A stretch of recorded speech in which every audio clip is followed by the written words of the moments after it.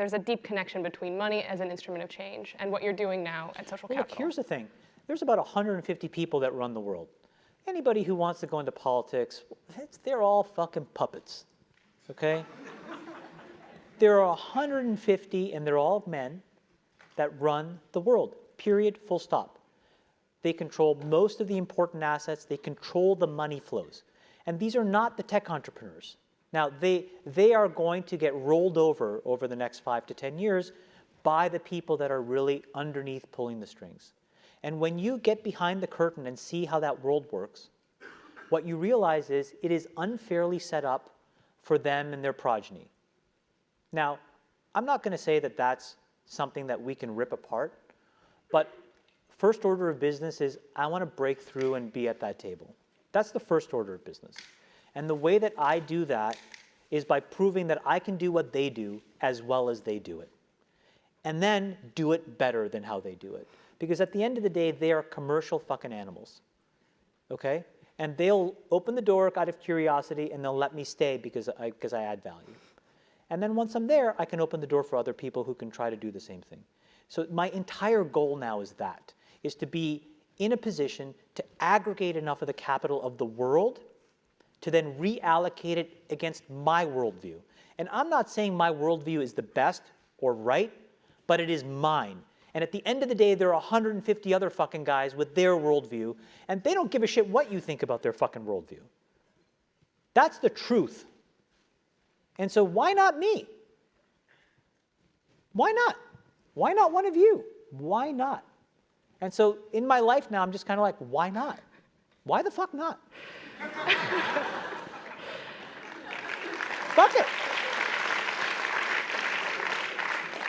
Can you tell us a little, so you have these 50-year goals for Social Capital. Yeah. 3 of them. Yeah. Can you give us your worldview through those goals? So my 2045 ambition for the organization, this is as I see it right now, 2045, is I would like us to employ at least 10 million people through the businesses that we own. I would like our businesses to positively affect at least 1/4 of the world's population. And I would like us to have made cumulatively about $1 trillion. That's my 2045 ambition. I think if we do that, we are the modern face of capitalism for the next 50 years. So how we do that now becomes really important. So if you think about building businesses today that could do any of those 3 things, you have to be technological.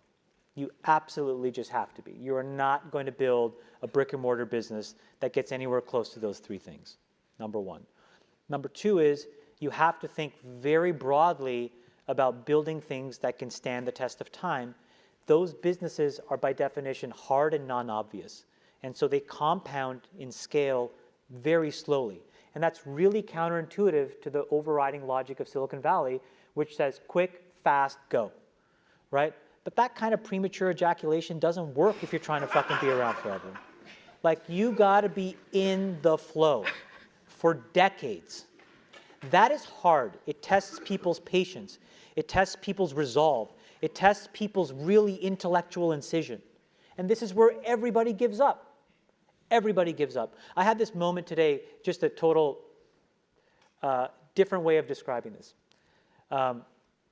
Through the Warriors, I've met a lot of players, obviously. One of them who I've become unbelievably close to is David Lee. David Lee just got engaged to this unbelievable woman, Caroline Wozniacki, tennis player. Anyways, we were working out this morning, okay? Couples workout. Me and my wife, him and his fiance. So we're doing this thing, this treadmill thing, which my trainer concocted. And I'm in pretty good shape. And then you see what it really means to be extremely dedicated, in their case, to something which is physical fitness, because they're professional athletes. When I give up, right, when the average human gives up, their brain goes into fucking overdrive. Okay? And they're like, there's this next level burst. And so, like, it's that. Yeah. It's like when things get hard, can you double down? A different example. We had yesterday, we do these things every quarter called quarterly portfolio reviews, where incredibly intensive review of our entire portfolio, revisiting our strategy, talking about all the things we're doing to make sure we're on the right track. And I had this observation, which was, I started a diabetes business. My dad died of diabetes 3 years ago. Most of my relatives have it. I express the gene that makes me disproportionately susceptible to it. So it's something that I personally care about. But that business took 7 years to get to a place where we even have a chance of being viable. And I think to myself, in that example, I embodied a bit of Caroline.